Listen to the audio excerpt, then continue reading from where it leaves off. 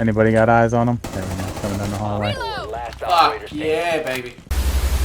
Rainbow Six Siege has been my favourite PvP shooter for quite some time now, and previously each DLC has added either a great or not so great operator to the roster.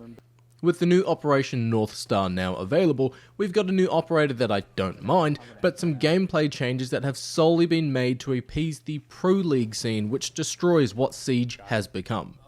Let's start off first with the new operator Thunderbird, or which the Siege community, or at least one player I've seen, refer to her as female Thanos. I mean, I see it. Anyways, her trait or ability is basically a merge between Doc and Jaeger. Her special ability is a small gadget that heals allies, further buffs them to 130% health if they're at full health for a short period of time, and can even revive down but not out allies. Thunderbird will have 3 of these devices that she can place down anywhere on the map, and they'll have an effective field of radius that they work within. Now, any teammate who walks into the radius when the machine isn't in a cooldown will receive health, a health buff, or will be revived. Thunderbird is a 3-speed, 1-arm operator, and her gadget again is similar to that of Jaeger, being able to then drop her gadgets and then roam around the map. Thunderbird comes equipped with the Spear 308 assault rifle or the SPAS or SPAS 15 shotgun, and her secondary weapons are the Bearing 9 or the Q929 handgun, and her final piece of kit is either impact grenades or nitro cells.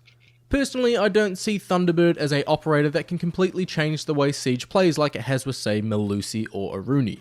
With previous DLC operators for the first couple of weeks, players would rush to play as them, where this time around no one really wanted to play as Thunderbird. There's nothing wrong with her, and her ability has come in handy a couple of times when I've received a health buff and survived a firefight from it. Thunderbird is an operator where players can strategically place down her gadgets and then bugger off and roam around the map, where the OG operator Doc generally needs to be an anchor so they can heal their allies. However, it's not just a new operator and a battle pass with some skins. The dev team have made changes to Siege, some, or one at least, seems fair enough, while others just don't make sense to me personally, and it seems like some of these changes were made for the Pro League and the ranked scene. There have been the standard UI changes just to sharpen up the menus. The slow motion close-up of being killed by an enemy has been removed. There are some after-death gameplay changes that are apparently in the test servers where dead allies can use their gadgets while they wait for the next round, such as driving their drones, using remote cameras like Sam Fisher's Argus cameras, evil eyes, and even flying around a yokai drone, so eliminated players have something to do. And that's the first issue I've got with this update. Now yes, it is in the test servers, and I sorta hope it doesn't come to the core game. If you've been eliminated from a round, use it as a learning experience as how you died. Whether it was not checking a corner, using your drone in a dangerous open area, or keeping an eye on an explosive enemy gadget.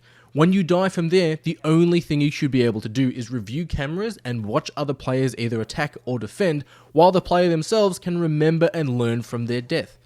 Having the ability to drive drones around and use Argus cameras and evil eyes and all that sort of stuff, sure, is a way to help your team, but it takes away from the learning experience of playing Siege. Starting Rainbow Six Siege for the first time period is quite hard, and there is a learning curve, but just like learning an instrument, you stick with it and you get better and you learn. In Siege, you get punished for doing something stupid like not checking your corners or listening out for enemy movements. Being able to use your gadgets after death, just like if you weren't alive, isn't a punishment. It's something for players to do while they wait for the next round. Siege has also made some balance changes, and just like my mate G-Man Lives has said on his channel, it's now catering towards more of the Pro League esports series, and it's affecting the players who aren't part of that crowd and they just don't want to be part of that crowd. Firstly, one of my main new defensive operators, Melusi. Previously, Melusi's Banshee defense system was bulletproof and could only be destroyed by using an explosive or going up and hitting it with the butt of your gun, or using the Gone 6 explosive pistol. Now the center of the Banshee device is vulnerable to bullets, making it more of a nuisance rather than a useful gadget. Now sure, it slows down enemies and it makes its recognizable sound, but now you can just simply shoot it out if you can see the center of the device. First they changed her primary weapon and now they've nerfed her device, and who knows how they'll ruin her next. Smoke has gotten some changes too, and this one, honestly, I don't mind. Smoke's remote gas grenades can now no longer travel through walls, floors, and ceilings, which, yeah, makes more sense. So if you throw it into a small room, the smoke will stay in that small room and not magically move through the walls. However, you take the good and you take the bad, and boy, the bad outweighs the good with this update. What? I was firing! Fuck off! No, that's not what the wall looked like. That's not what the wall... What the fuck? You can now shatter the glass in Mirror's black mirrors, Maestro's evil eyes, and bulletproof cameras. The glass now shatters and you can't see or spot enemies through them. The change is only for defensive gadget operators, and now Mirror has just been ruined like Melusi. Enemies can only shatter the glass by going up and melee hitting it. Now, I don't know about you, but melee hitting won't shatter bulletproof glass. Interesting though, they didn't change the glass viewports on bulletproof shields that attackers can use. So if you nerf defenders who use bulletproof glass like Mira or Maestro, then you should do the same thing to Montaigne and Blitz's bulletproof glass viewports. Fair is fair. Or would the Pro League players who use those attackers think it's unfair, like hiding in bodies?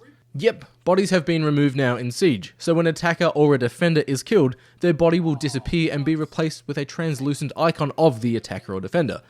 Now, because players were hiding traps or devices or blending in with dead bodies, some saw that as cheating, I guess.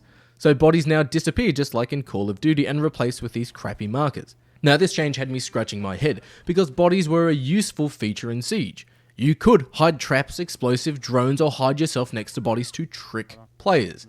This again is a learning curve for players, because if you die from this, you learn from it and you become a better player. Now, removing the bodies in Siege because some players were hiding traps or themselves in it would be like removing DRS in Formula 1 because it gives a speed advantage, or removing claymores in the Battlefield series because someone's dumb enough to walk in front of them. Now, Siege has had this issue for quite some time, and it's called Smurfs.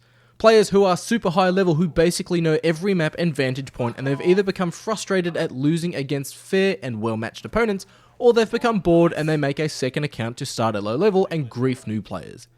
Now, previously you could make out who was a Smurf by their kill tally and what level they were when you inspected the player. If someone was, say, level 20 and they had 9 kills in 2 rounds, that's a clear sign that player is a Smurf. However, now you can't tell who is a Smurf, as when you inspect a player, it just comes up with their name and their profile picture, and that's it. Ubisoft, this isn't a way to get around Smurfs. This just makes it more frustrating because you now can't inspect players before the game starts to back out and get away from Smurfs.